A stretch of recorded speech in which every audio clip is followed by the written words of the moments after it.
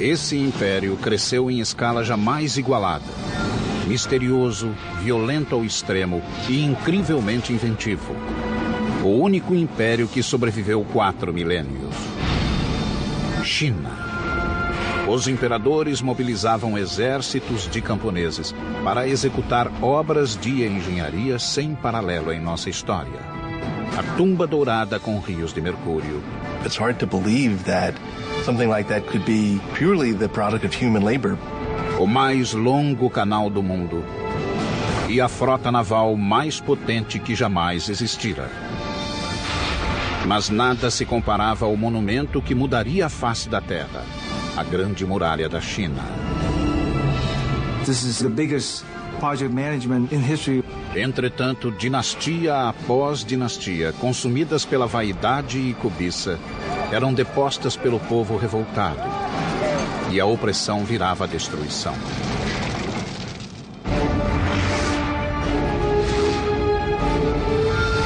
Construindo um império, China.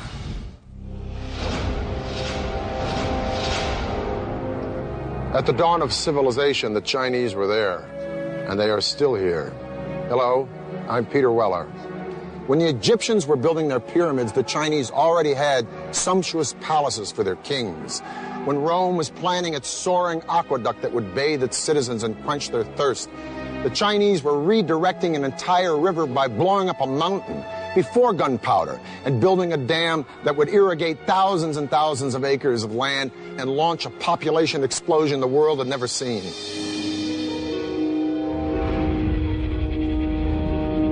Há 4 milênios, a civilização chinesa cresceu e espalhou-se por vasta área, 1/3 maior que a dos Estados Unidos. Mas durante séculos a China viveu um caos. Os reinos separados lutavam pelo poder supremo. Guerras e conflitos devastavam o território.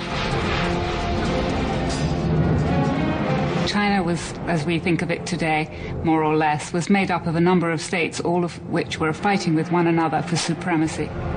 The period was called the Warring States. No século III a.C., um reino emergiu como o mais poderoso e o mais impiedoso. Uma província, lar de pessoas hostis e belicosas. Eram ambiciosos, fechados e determinados a conquistar e a unir os 7 reinos.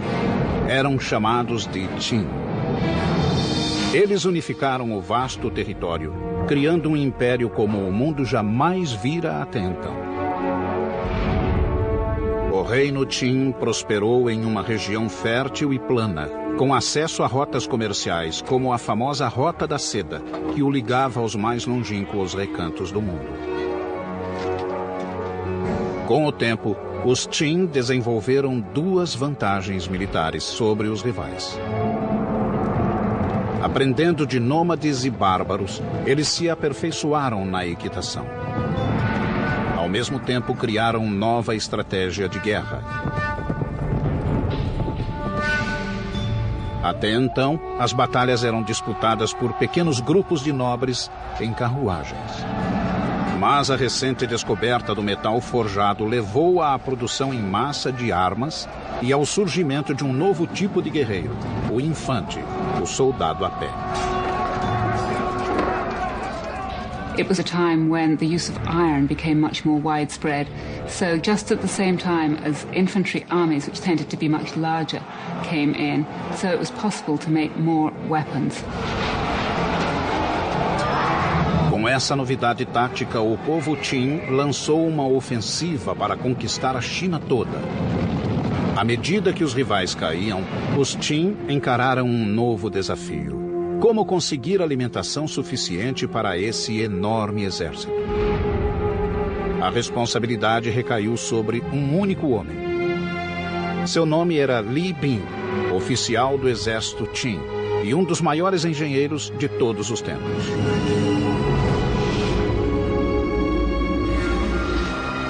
Sob suas ordens, os chineses construíram uma obra-prima da engenharia. Havia séculos que o rio Min atormentava o povo chinês, provocando secas de inverno e inundações de verão. Agora, Li Bing estava resolvido a domar as águas revoltas. O plano era construir uma barragem que criasse um novo curso de água, um canal que controlasse as inundações e fornecesse água suficiente para a necessária produção de alimentos. Mas havia um enorme obstáculo, o Monte Qinshen, que barrava o caminho de seu canal. Não havia como mover o monte. A solução foi abrir um caminho através dele para o novo canal. Como era muito antes da invenção da pólvora, seriam necessárias décadas para abrir caminho através da montanha, só com o auxílio de martelos e cunhas. Os Qin queriam resultados imediatos e exigiram de Li Bing uma solução.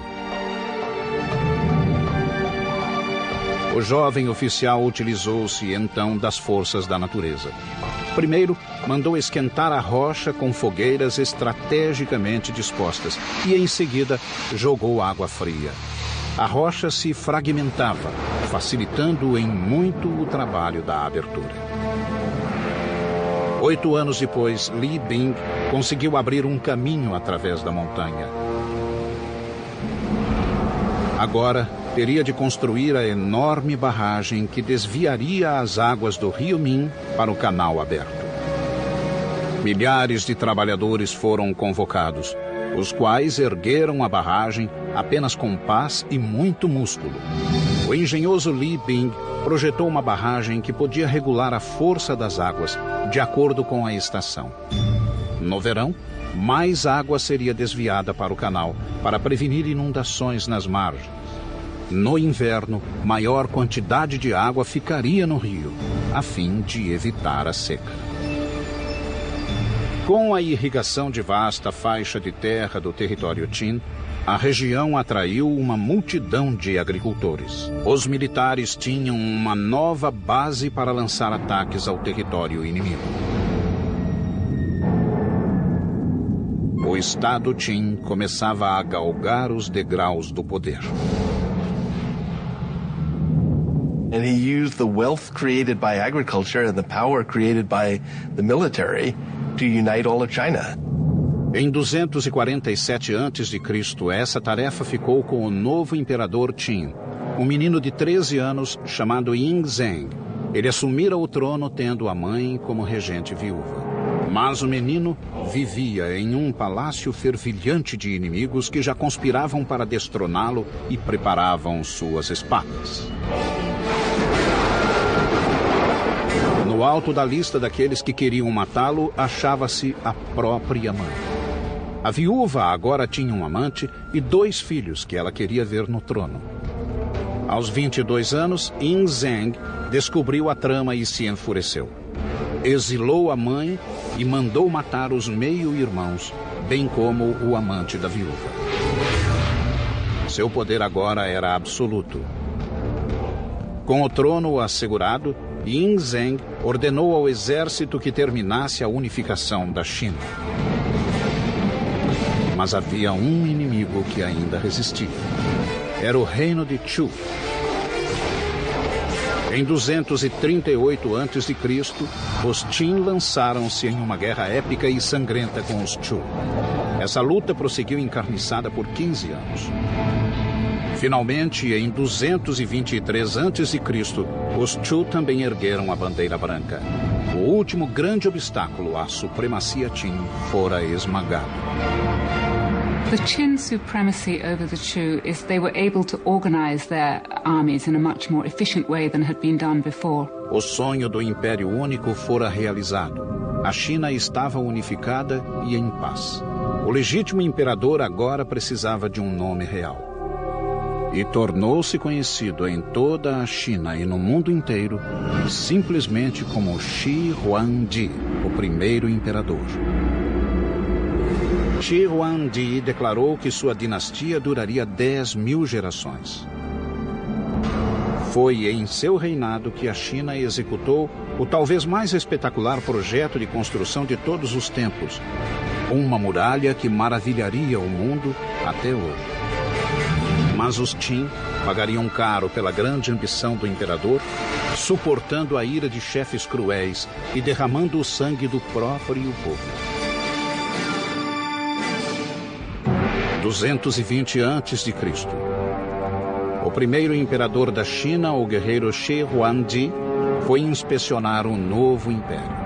Pela primeira vez, a China encontrava-se unificada e pacificada, e ele tencionava mantê-la assim, com o mais ambicioso projeto de engenharia jamais concebido, a Grande Muralha da China. Well, the Great Wall was a linking up of walls that had existed previously. A number of states in the north of China had built walls partly to defend against one another, but more importantly to defend their northern frontier. Até hoje ela permanece insuperável, mesmo pela moderna engenharia. Uma barreira inconquistável que isolava o Império Chinês do resto do mundo. Ao longo da fronteira, a muralha se estenderia por milhares de quilômetros. This is Chongcheng. In Mandarin, it means long wall. And believe me, covering more turf than the continental United States is wide, and including all of its spurs that go off into no place, it's 6,000 miles. And man, that's long. Shi Huangdi, China's first emperor, started building it 2,000 years ago. It was worked on right up until the 17th century. But the original wall didn't look like this. It was kind of a mud brick affair, but it presented an interesting engineering challenge nonetheless, because it had to go all the way from the sea in the east to the Gobi Desert in the west, just to keep the northern nomads like the Mongols out and the Chinese people in. If it took the audacity of emperors to dream great, it took the relentless drive of the Chinese labor force to build great, but not without a price.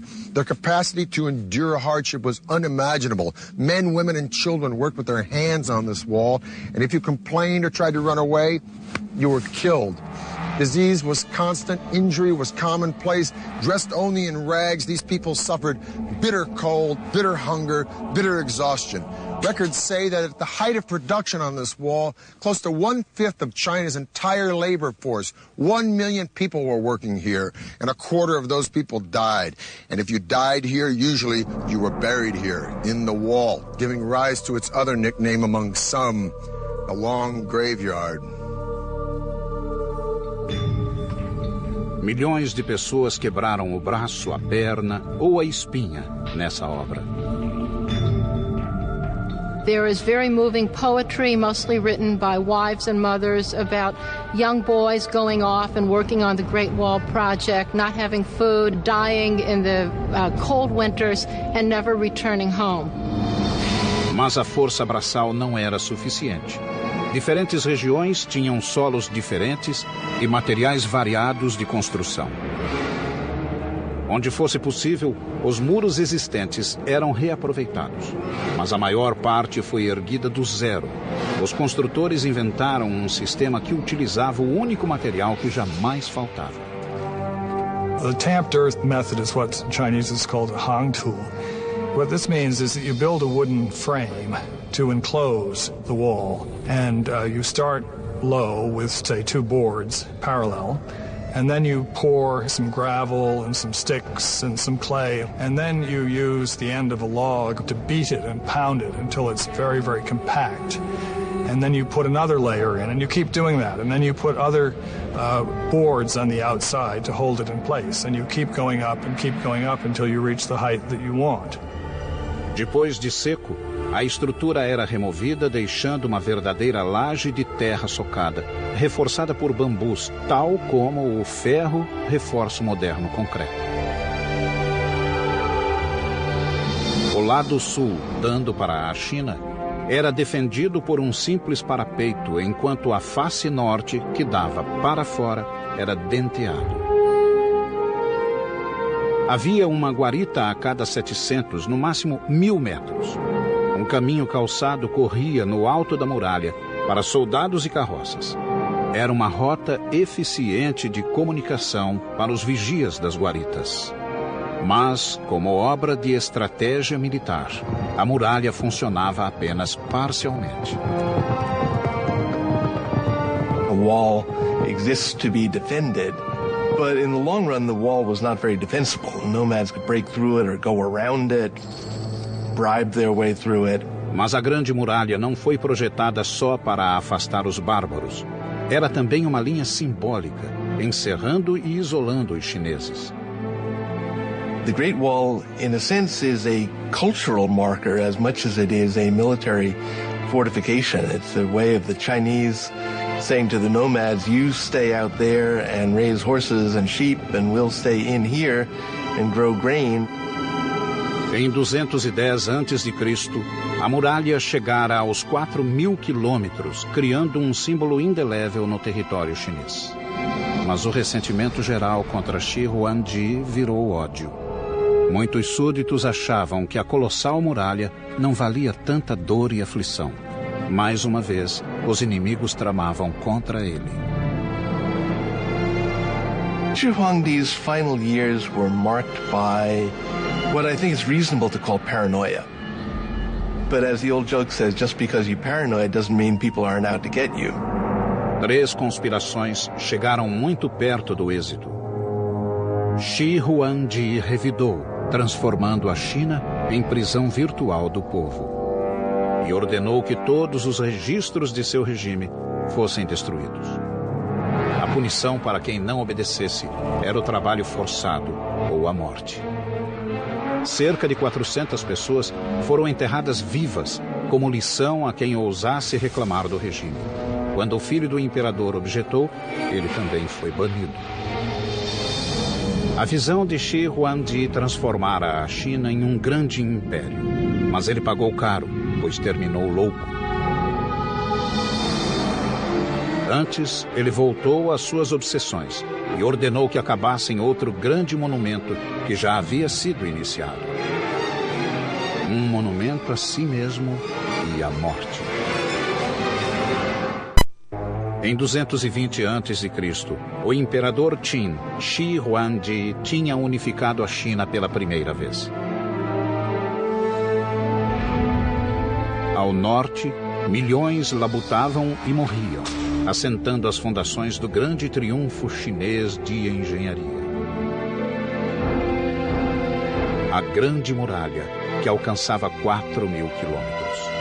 Mas o imperador não estava satisfeito. Enquanto guerreava com reinos vizinhos e com os próprios demônios, ele convocou quase 700.000 homens da periferia da capital, na China Central, para construir o mais ambicioso de todos os seus projetos. Um mausoléu que ele próprio começara a planejar desde os 13 anos. This was a monumental project that required the labor of thousands and thousands of people over a very long time. It was, by design, the biggest and best tomb that China had ever known. Em 1974, alguns camponeses, ao cavar um poço, desenterraram um antigo guerreiro chinês. A misteriosa cabeça de terracota foi o portal de uma das maiores descobertas arqueológicas de toda a nossa história.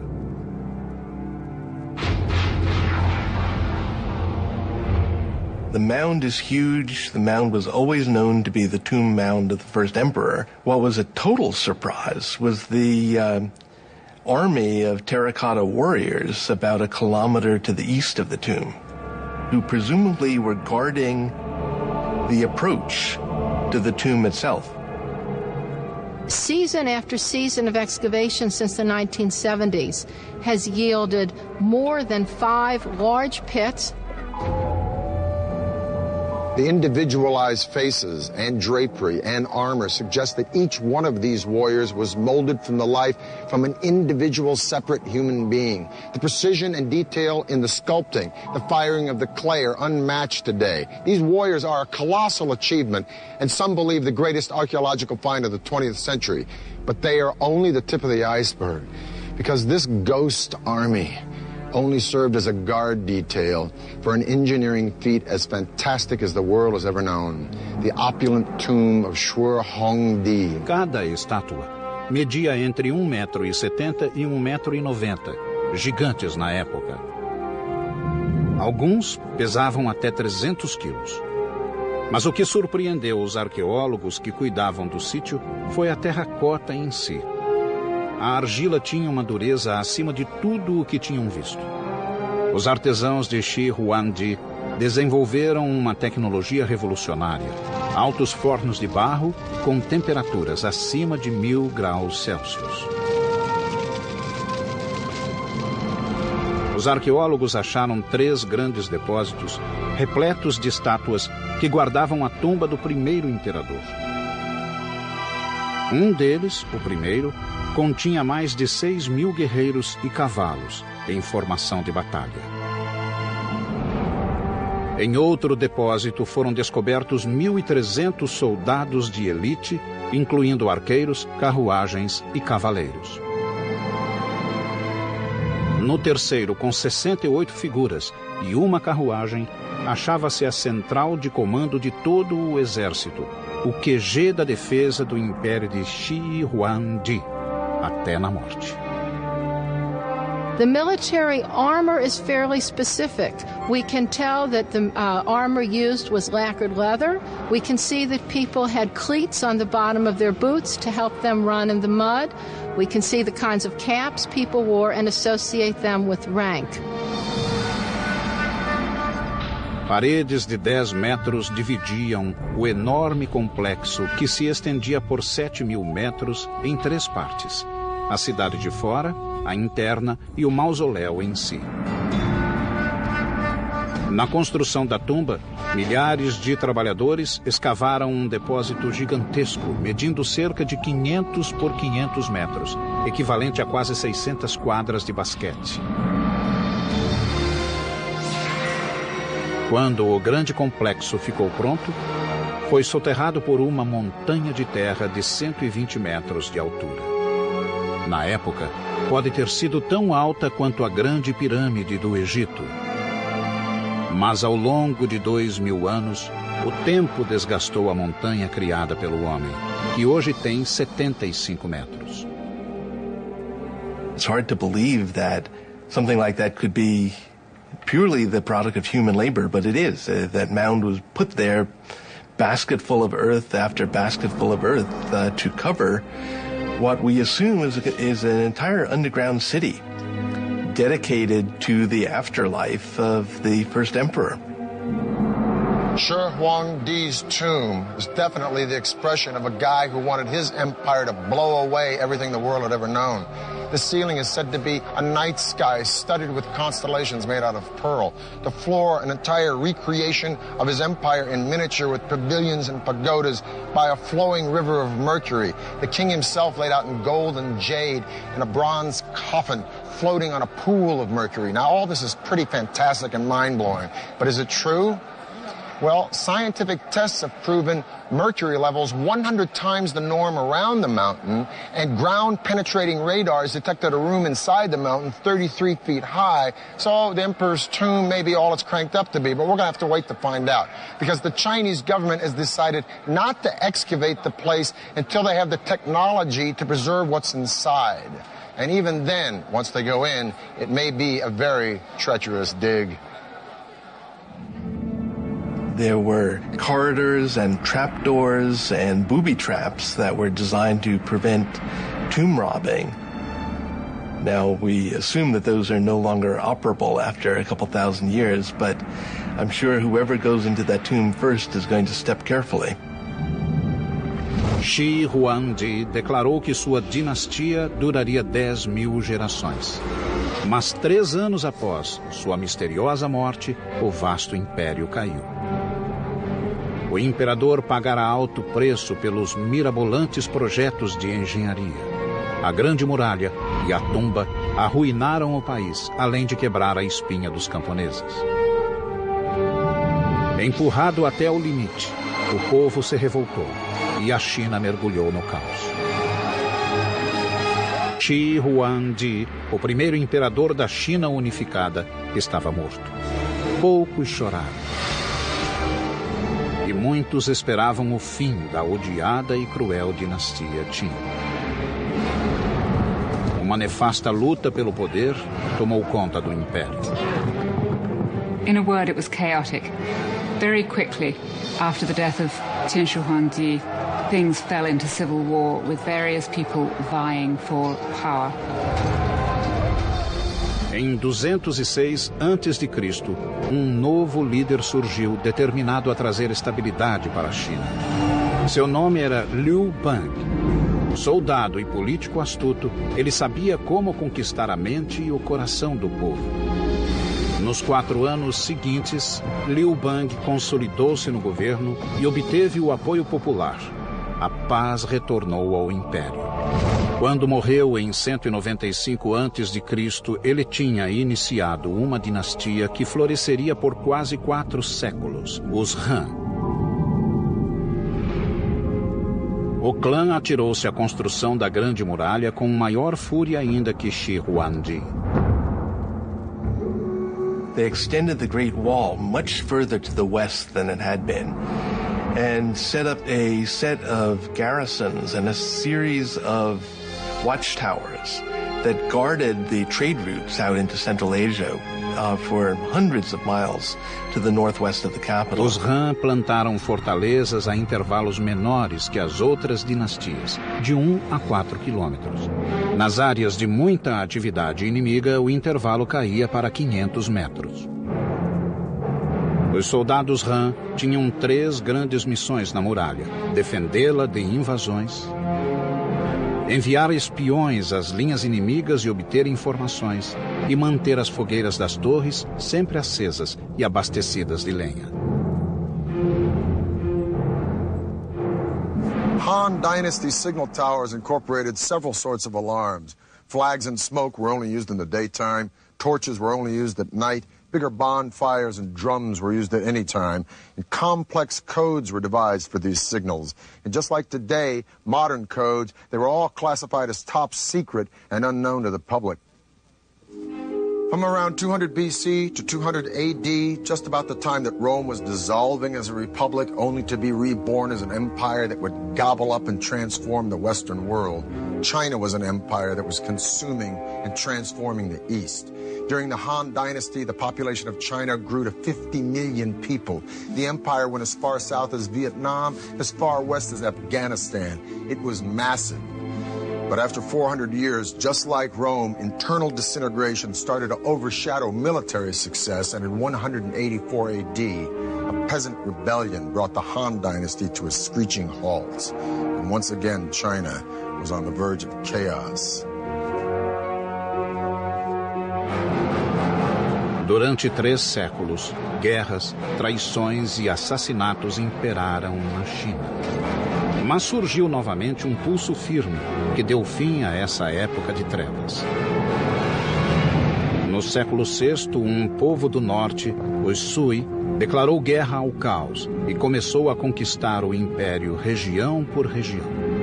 A China foi de novo unificada e, pela primeira vez, desde a queda da dinastia Han, 3 séculos antes. Yang Di, o imperador, ergueu o Império Sui sobre as bases das dinastias anteriores de quase 1000 anos. Diferente dos antecessores que se concentraram em fortificar a China contra o mundo de fora, Yang Di voltou-se para dentro e reforçou as fronteiras internas. A China era vasta e seus rios constituíam um eficiente meio de transporte a grandes distâncias. 2 grandes rios atravessavam o país de leste a oeste, o Yangtze no sul e o Amarelo no norte. Mais de 1000 quilômetros separavam os dois. A China era uma casa dividida. Yang Di decidiu agir e imaginou ligar a China do norte com a do sul com uma artéria central gigantesca, um grande canal. Seria uma estrada de água para mercadores, soldados e cidadãos. Very common to China in terms of constructing any large infrastructure project. You know, they would look at existing waterways and trying to find area where they could connect and link the entire canal. They want to take advantage of the natural geography. Esse gigantesco projeto de construção exigiria mais de 1 milhão de homens trabalhando nas escavações. As condições de vida e trabalho eram péssimas, cruéis e primitivas. Milhares morreram de fome, fadiga e doenças. Alguns eram surrados até a morte pelos supervisores.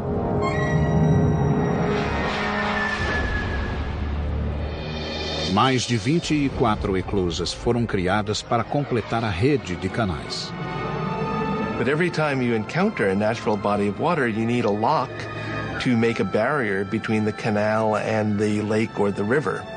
When you go up any significant grade, you have to have locks to raise the water and the boats with it to get over any rise in the terrain. 5 milhões de trabalhadores levaram mais de 6 anos para construir o Grande Canal. When it was built, it stretched 1,200 miles, and it was the longest and most ambitious canal project that had ever been enacted on the Earth up to that time. Ligando o Rio Amarelo com o Yangtze, o Grande Canal podia transportar bens por até 70 quilômetros em um dia. Ao longo do canal, as cidades prosperaram com o comércio de seda, porcelana e algodão. Mercadores e artesãos enviavam seus artigos a todos os cantos do país.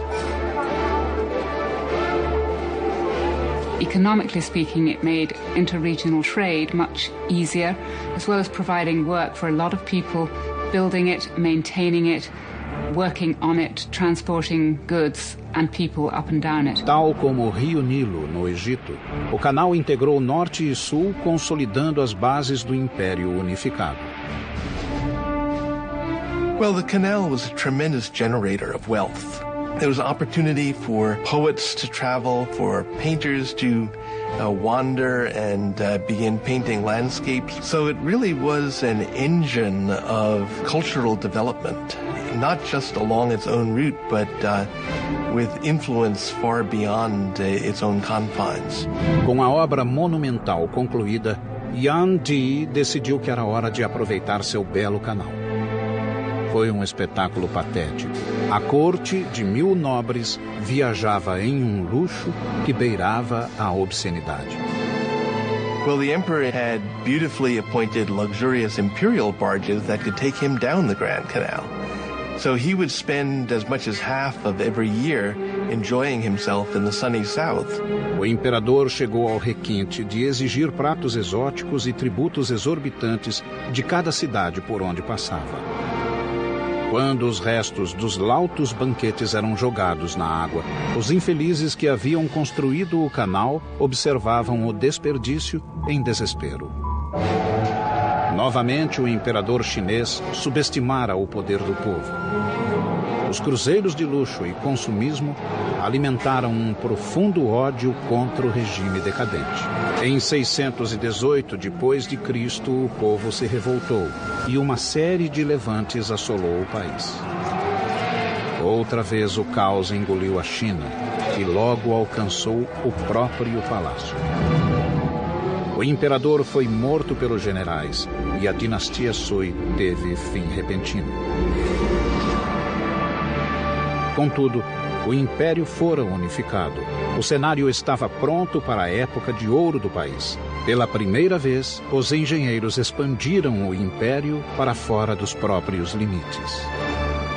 6 séculos atrás, uma espantosa armada de navios chineses cruzou o mar da China em busca do Ceilão, da Arábia e da África Oriental.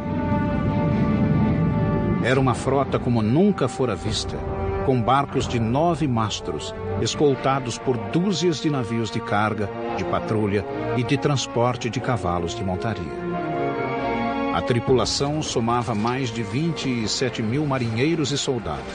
Era a famosa armada da poderosa dinastia Ming, anunciando ao mundo que após um século de domínio mongol, a China voltara a seus legítimos donos.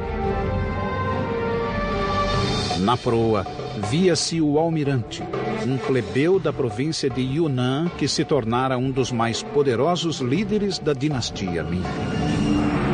Chamava-se Zheng He. Tinha 11 anos quando sua cidade natal caiu nas mãos dos Ming. Arrancado do seio da família, ele foi levado como presente para o príncipe e castrado.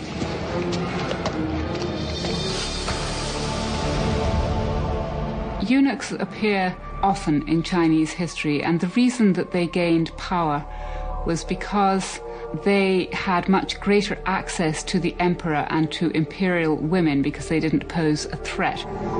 Zhen Ha logo se destacou entre os demais e tornou-se atendente do próprio imperador. Juntos eles fizeram um plano de conquista dos mares. Zhen Ha foi nomeado comandante de uma frota extraordinária. Tratava-se de um desafio que nenhuma dinastia chinesa havia tentado. He was somebody who definitely wanted to create a personal stamp on the world. Zhen Ha encomendou 337 navios e adaptou 188 cargueiros de fundo chato para a água salgada. Just to get the building materials together, get the craftsmen, get the designers and all the rest, and then, say, put together a fleet of 300 ships is remarkable. I mean, the British fleet in the time of Napoleon, it had an upper limit of about 100 ships of the line, men of war. Exército de 30.000 carpinteiros, veleiros e artesãos trabalhava e morava nos estaleiros, cuidando noite e dia da magnífica frota de Zhen. No centro do enorme arsenal, 7 docas secas achavam-se separadas do Yangtze por represas de 8 metros de altura. Uma vez prontos os navios, as represas eram abertas, inundando as docas secas. A nau capitânia era espetacular, contando com 9 mastros e medindo 135 metros, quase uma vez e meia o comprimento de um campo de futebol. Foi o maior navio de madeira já construído. Projetado para ser estável, tinha fundo chato, recheado de pedras e uma inovadora madre do leme que podia ser erguida para reduzir o calado em águas rasas. Compartimentos isolados e estanques, inspirados na forma dos gomos de bambu, continham água potável e alimentos, além de manter o barco flutuando, mesmo com brechas no casco. O segundo deck era o alojamento da tripulação. Cozinha, cantina e operações ficavam no terceiro deck, enquanto o quarto servia de plataforma de lutas. Aparelhada, a capitânia tinha 9 mastros e 12 velas quadradas de seda vermelha, tingindo o azul do céu. Os outros navios tinham até 24 canhões de bronze, com alcance de tiro de até 300 metros. Popas e proas tinham esporões para atacar navios menores. Alguns navios transportavam cavalos ou soldados. Outros levavam tanques de água fresca e suficientes provisões para até 28.000 homens. We're talking about a really, really big fleet. It had as many soldiers and sailors on it as the Spanish Armada of 1588. It had about twice as many ships. Em 1405, o comandante eunuco Zhen Ha zarpou rumo ao mundo. Zheng He was not an explorer. What Zheng He was doing was what we would call in modern terminology power projection. Em 28 anos de carreira naval, o almirante Zhen Ha visitou 37 países, rodeou a ponta da África até o Oceano Atlântico e comandou uma frota cujos números sobrepujavam os das frotas europeias somadas. As viagens de Zhen He estabeleceram a China como superpotência marítima, mas em 1433 a era marítima da China foi interrompida. Zhen He morreu repentinamente quando visitava a Índia e a frota foi chamada para a China. Um novo imperador ocupava o trono. Com uma ordem incompreensível, ele mudou o curso da história chinesa. Apesar do domínio naval gozado pelo país, a magnífica frota de Zhen He deveria ser incendiada. Foi um dos momentos decisivos da história.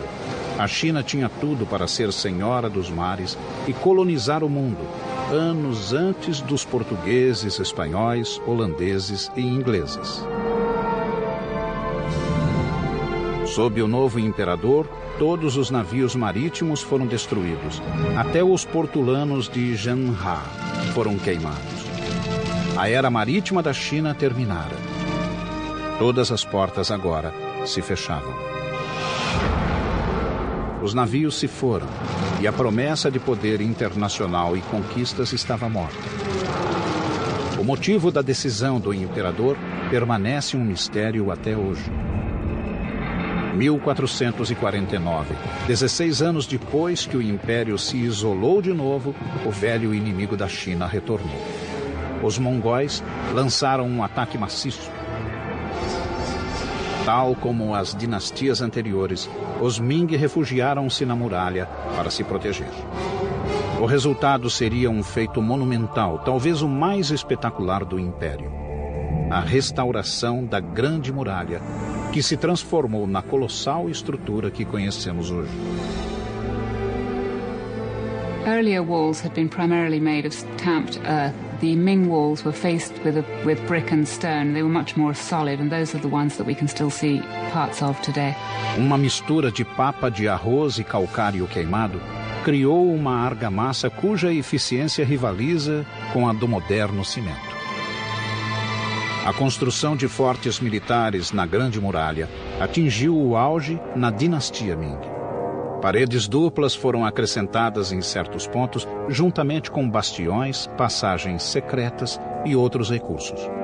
Guaritas de vários formatos e tamanhos serviam de abrigo ou simplesmente de torres de sinalização. As guaritas de abrigo eram grandes o bastante para guardar alimentos e armas, e ainda dar alojamento aos soldados. Escadarias internas levavam até o alto da torre, onde pequenas aberturas serviam de vigias. As defesas englobavam vários itens, incluindo a artilharia. The Chinese have a clear superiority over the Mongols in gunpowder weapons. And as long as the Ming Dynasty could maintain a cohesive enough army along the Great Wall, they were capable of resisting individual Mongol attacks. No fim da dinastia Ming, a Grande Muralha, incluindo inúmeros ramais e desvios, serpenteava por quase 10.000 quilômetros no norte da China. Durante 150 anos, a muralha cumpriu seu papel. Mas em 1600 a grande dinastia estava decadente e uma tribo de fora, conhecida como Manchu, ganhava força na fronteira norte da China. Em 26 de maio de 1644, Pequim sucumbiu ao poderio Manchu. Os chineses levariam mais de 250 anos para expulsar os invasores, mas assim que o fizeram, um novo poder emergiu. Algo totalmente diferente: a China comunista. Nothing symbolizes the enduring power and imagination of the Chinese more than this Great Wall. Of all of the civilizations that have reached the glorious heights of empire, only one has avoided the inevitable oblivion that follows. Emperors come and go, but for thousands and thousands of years, from the dedication and vision and resilience and brilliance of these remarkable people, they have pushed their civilization to triumph again and again and again, where others have simply morphed or dissolved or just faded away. At the dawn of humanity, the Chinese were here, and they are still here, and they ain't finished yet. I'm Peter Weller for the History Channel. E o mais impiedoso: uma província, lar de pessoas hostis e belicosas. Eram ambiciosos, fechados e determinados a conquistar e a unir os 7 reinos. Eram chamados de Qin. Eles unificaram o vasto território, criando um império como o mundo jamais vira até então. O reino Qin prosperou em uma região fértil e plana, com acesso a rotas comerciais, como a famosa Rota da Seda, que o ligava aos mais longínquos recantos do mundo. Com o tempo, os Qin desenvolveram 2 vantagens militares sobre os rivais. Aprendendo de nômades e bárbaros, eles se aperfeiçoaram na equitação. Ao mesmo tempo, criaram nova estratégia de guerra. Até então, as batalhas eram disputadas por pequenos grupos de nobres em carruagens. Mas a recente descoberta do metal forjado levou à produção em massa de armas e ao surgimento de um novo tipo de guerreiro, o infante, o soldado a pé. It was a time when the use of iron became much more widespread. So just at the same time as infantry armies, which tended to be much larger, came in, so it was possible to make more weapons. Com essa novidade tática, o povo Qin lançou uma ofensiva para conquistar a China toda. À medida que os rivais caíam,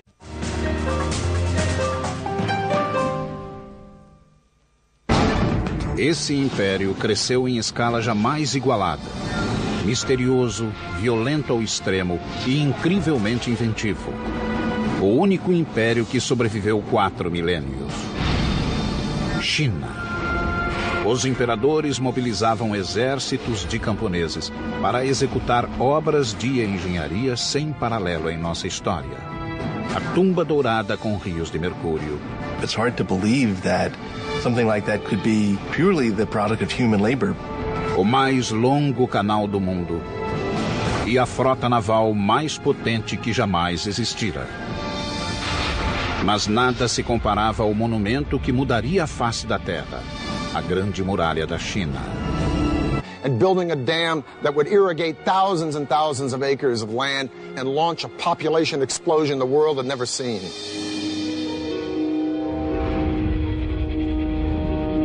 Há 4 milênios, a civilização chinesa cresceu e espalhou-se por vasta área, 1/3 maior que a dos Estados Unidos. Mas durante séculos a China viveu um caos. Os reinos separados lutavam pelo poder supremo. Guerras e conflitos devastavam o território. China was, as we think of it today, more or less, was made up of a number of states, all of which were fighting with one another for supremacy. The period was called the Warring States. No século III a.C., um reino emergiu como o mais poderoso. This is the biggest project management in history. Entretanto, dinastia após dinastia, consumidas pela vaidade e cobiça, eram depostas pelo povo revoltado. E a opressão virava a destruição.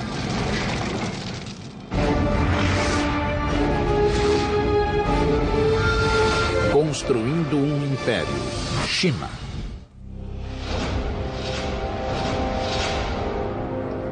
At the dawn of civilization, the Chinese were there, and they are still here. Hello, I'm Peter Weller. When the Egyptians were building their pyramids, the Chinese already had sumptuous palaces for their kings. When Rome was planning its soaring aqueduct that would bathe its citizens and quench their thirst, the Chinese were redirecting an entire river by blowing up a mountain before gunpowder.